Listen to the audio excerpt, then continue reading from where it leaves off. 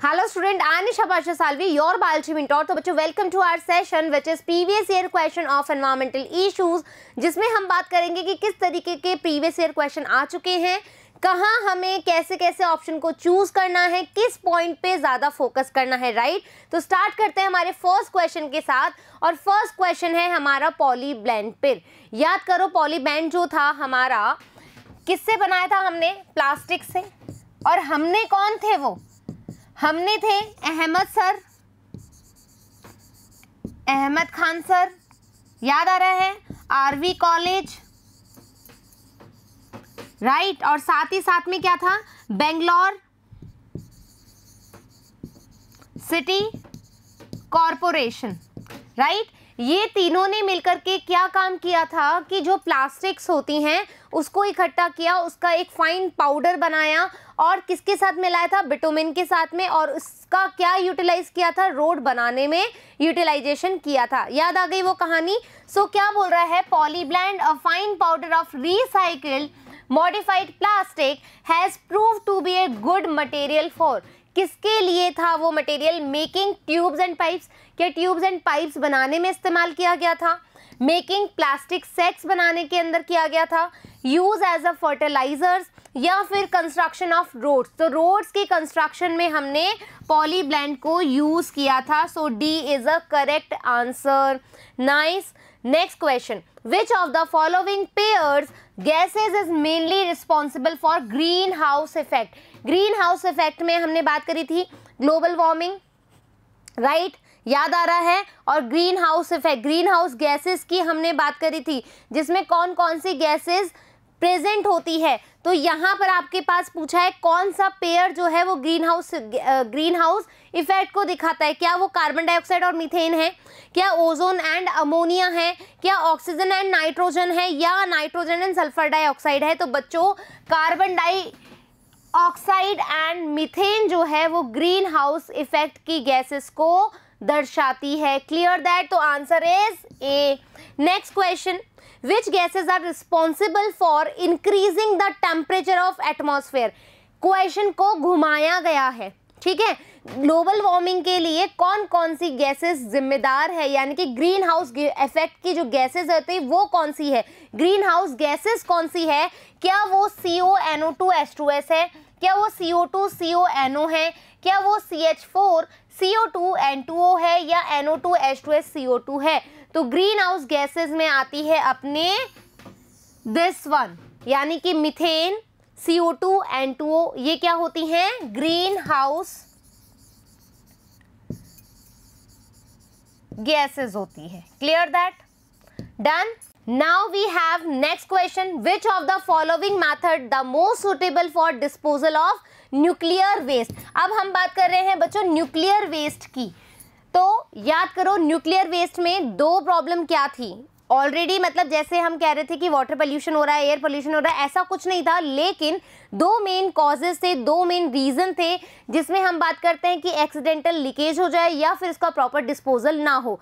तो किस तरीके से हम डिस्पोज कर सकते हैं, क्या bury the waste within rocks deep below earth surface, shoot the waste into space, bury the waste under Antarctic ice cover, या dump the waste within rocks under ocean. क्या हमने ocean के अंदर जो चट्टानी होती है उसके अंदर न्यूक्लियर वेस्ट को डिस्पोज किया था, या हमने अंटार्कटिक जो आइस कवर होती है उसके अंदर डिस्पोज किया था, या हमने उसको स्पेस के अंदर शूट कर दिया था, या हमने रॉक्स के अंदर रखा था। तो याद करो क्या किया था, कंटेनर्स में डिस्पोज किया था इस वेस्ट को, ठीक है, प्रॉपर न्यूट्रलाइज करके, और रॉक्स के बीच में दबा दिया था। तो दैट मीन्स ए जो है हमारा करेक्ट आंसर है। Clear that. नेक्स्ट चले, which of the following protocols did aim reducing emission of chlorofluorocarbon into atmosphere. इनमें से कौन सा प्रोटोकॉल है जो कि क्लोरोफ्लोरो जो सब्सटेंसेस है उनको कम करने की बात कहता है। तो याद करो मैंने दो प्रोटोकॉल्स की बात करी थी, जिसमें से एक प्रोटोकॉल था जिसमें हम क्या कर रहे थे कि जो क्लोरोफ्लोरोकार्बन्स होते हैं उनकी जो क्वांटिटी है उनको आधा किया जाए। तो ऐसा प्रोटोकॉल कौन कह रहा था, मॉनिट्रियल प्रोटोकॉल आपकी एनसीईआरटी में दिया हुआ है बहुत अच्छे से। World ozone day is celebrated, ozone day जो वर्ल्ड का ओजोन डे है हम कब सेलिब्रेट करते हैं? क्या 5 जून को, 21 अप्रैल को, 16 सितंबर को या 22 अप्रैल को? आंसर इज 16 सितंबर, क्लियर दैट। और 22 अप्रैल को हम करते हैं earth day celebrate, clear that. Next, which of the following is secondary pollutant? याद करो जब मैंने चैप्टर स्टार्ट किया था तो मैंने बताए थे types of pollutant. We have 2 kind of pollutant, primary pollutant and other one is secondary pollutant.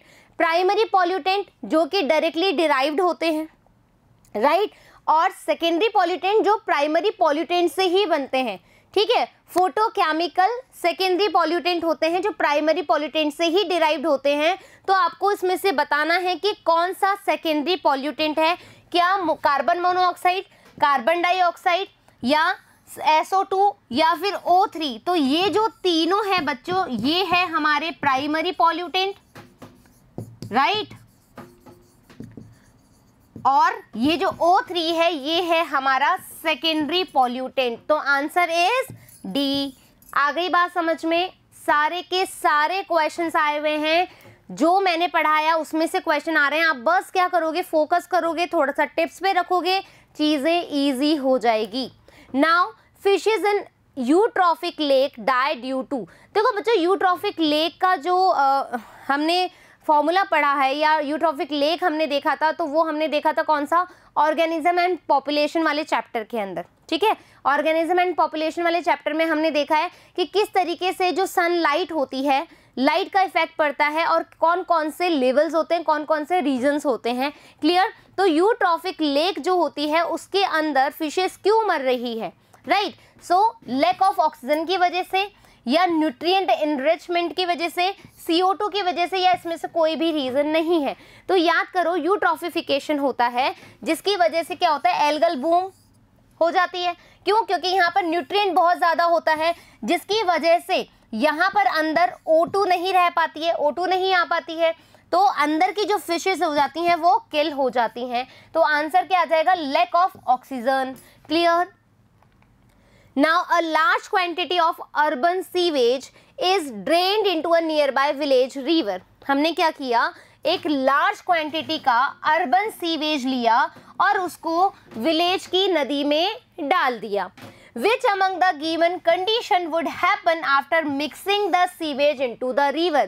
क्या होगा जब वो सीवेज जो है वो रिवर के अंदर चला जाएगा, तो कौन सी कंडीशन होगी? सुने, बायोकेमिकल ऑक्सीजन डिमांड, BOD क्या है, 1 लीटर वाटर के अंदर माइक्रो ऑर्गेनिज्म के द्वारा उस ऑर्गेनिक मैटर को डिग्रेड करने में जितना ऑक्सीजन चाहिए होता है वो उसकी बायोलॉजिकल ऑक्सीजन डिमांड कहलाती है। क्या बोला, वापस से रिपीट कर रही हूँ, BOD का डेफिनेशन समझ में आना चाहिए, कंसेप्ट समझ में आना चाहिए कि हमने 1 लीटर पानी लिया, उसमें ऑर्गेनिक मैटर डाला, उस ऑर्गेनिक मैटर को कंप्लीटली ऑक्सीडाइज करने के लिए जितनी ऑक्सीजन उन माइक्रोब्स को चाहिए वो ही उसकी बायोलॉजिकल ऑक्सीजन डिमांड कहलाती है। जितना ऑर्गेनिक मैटर होगा उतने माइक्रोब्स होंगे और उतना ही बायोलॉजिकल ऑक्सीजन डिमांड होगा, उतना ही वाटर पॉल्यूटेंट होगा। ये हमने बात करी थी, उतना ही वाटर पॉल्यूट होगा, clear that. So biochemical oxygen demand of receiving water body increases, BOD बढ़ जाएगी, हाँ या ना? क्यों? क्योंकि ऑर्गेनिक मैटर ज्यादा है, माइक्रो ऑर्गेनिज्म डिग्रेड करेंगे, उतनी ज्यादा बायोलॉजिकल ऑक्सीजन डिमांड रहेगी। तो फर्स्ट चीज ठीक है। दूसरी चीज पढ़ो, dissolve oxygen of receiving water bodies decreases, बिल्कुल सही है। जो हमारी डिसॉल्व ऑक्सीजन है वो क्या हो जाएगी, डिक्रीज हो जाएगी। सेकेंड पॉइंट भी ठीक है। Third point, it will not cause mortality among fishes and their aquatic creature, ऐसा भी नहीं, गलत है, ठीक है। It will lead to nutrient enrichment of receiving water body, और क्या होगा, क्या उस जो वाटर बॉडी है, जो रिवर है, उसमें बहुत सारा न्यूट्रिएंट हो जाएगा, बिल्कुल एनरिचमेंट हो जाएगा। क्यों? क्योंकि सीवेज में क्या है, ऑर्गेनिक मैटर है, यानी कि बहुत सारा न्यूट्रिएंट हो जाएगा। तो यानी कि फोर्थ पॉइंट भी सही है। तो यहाँ पर ऑप्शन देखो, फर्स्ट सेकंड थर्ड गलत, फर्स्ट सेकंड फोर्थ बिल्कुल सही, सेकंड एंड थर्ड गलत, थर्ड एंड फोर्थ गलत। तो यानी कि बी ऑप्शन बिल्कुल करेक्ट है हमारे क्वेश्चन के आधार पर। आ गई बात समझ में? Next, biochemical oxygen demand may not be good index, ठीक है, बायोलॉजिकल ऑक्सीजन डिमांड किसके लिए सही नहीं है, for pollution for water bodies receiving effluent from. Effluent का मतलब क्या होता है बच्चों, जब आप सीवेज ट्रीटमेंट करवाते हो, ठीक है, जब आप सीवेज ट्रीटमेंट करवाते हो तो आप उसको पहले प्राइमरी सेटलिंग टैंक में डालते हो, ठीक है, एक बार समझ लो चीजें थोड़ा सा। प्राइमरी सेटलिंग टैंक में डालते हो, इसमें क्या होता है बच्चों, सेडिमेंटेशन होता है और फिल्ट्रेशन होता है, ठीक है, जिसकी वजह से हमारे पास जब हम फिल्ट्रेशन करते हैं तो क्या आता है, दो तरह की चीजें आती हैं, एक आता है प्राइमरी स्लज और दूसरा आता है हमारे पास इफ्लुएंट। इसी को हम कहते हैं सुपरनेटेंट, राइट। जैसे कि अब क्या कर सकते हो मैं आपको समझाती हूं। आपने क्या किया, एक वाटर लिया, वाटर में आपने कुछ पेबल्स डाल दिए, स्टोन्स डाल दिए, रेत डाल दी, ठीक है, और कुछ ऐसे हो गए जिसमें से कुछ फ्लोटिंग भी हो गए, ठीक है, कुछ ऐसी डेब्रीज डाली जो फ्लोटिंग हो। आपने पानी को रखा, पानी रखोगे, थोड़ी देर बाद आप देखोगे कि जो तैरने वाली चीज़ें वो ऊपर रह जाएंगी और जो सेटल्ड होने वाली चीज़ें हो जाएंगी वो नीचे हो जाएंगी, और बीच में थोड़ा सा इम्प्योर वाटर रहेगा। जो इम्प्योर वाटर है ना बच्चों, ठीक है, जो तैरने वाली चीज़ है उसको तो आप हाथ से हटा दोगे, डाल दी, ठीक है, जैसे पॉलीथीन है ऊपर तैरती रहती है, पर इसको कर ही लेते हैं, ज़्यादा सही रहेगा। ये अपने पास वाटर है, इम्प्योर वाटर आपने इसमें डाला, ठीक है, डाला।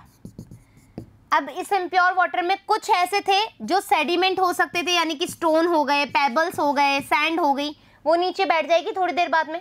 और जो फ्लोटिंग वाले थे, इसको हम सिंक कहते हैं, इसको हम फ्लोटिंग कहते हैं, जैसे कि थैली है, ठीक है, पॉलीथिन्स हैं, कुछ ऐसी चीज़ें हैं जो फ्लोट करती हो, इसको आपने क्या कर लिया, हाथ से हटा लिया, ये नीचे बैठ गई। ये जो बच गया, जो इम्प्योर वाटर है, इसी को आप क्या कहते हो, एफ्लुएंट कहते हो। ये बात समझ में आ गई, एफ्लुएंट का मीनिंग समझ में आ गया, पता होना चाहिए, क्लियर। चलो आगे, एफ्लुएंट फ्रॉम, अब हमें कहाँ से मिलेगा एफ्लुएंट, डोमेस्टिक सीवेज से, हाँ बिल्कुल मिल जाएगा, डेयरी इंडस्ट्री से बिल्कुल मिल जाएगा, पेट्रोलियम इंडस्ट्री से सोचते हैं अभी, शुगर इंडस्ट्री से बिल्कुल मिल जाएगा, क्योंकि इनको डिग्रेड कर सकते हैं, इसको डिग्रेड कर सकते हैं, इसको। पेट्रोलियम इंडस्ट्री जो है बच्चों, इजीली हम इसको डिग्रेड नहीं कर सकते। इसके लिए आपने देखा होगा जब एक शिप फट गया था, एक शिप में विस्फोट हो गया था, जिसकी वजह से बहुत सारा पेट्रोल जो है उस मतलब जो सरफेस ऑफ वाटर बॉडी थी उस पर जमा हो गया था, जिसकी वजह से अंदर के जो एक्वेटिक एनिमल्स, प्लांट्स थे, वो किल हो गए थे। तो उसको खाने के लिए कुछ माइक्रो ऑर्गेनिज्म का यूज़ किया गया था, और उसको हटाने के लिए, उस पेट्रोलियम लेयर को हटाने के लिए बहुत लॉन्ग टाइम लग गया था।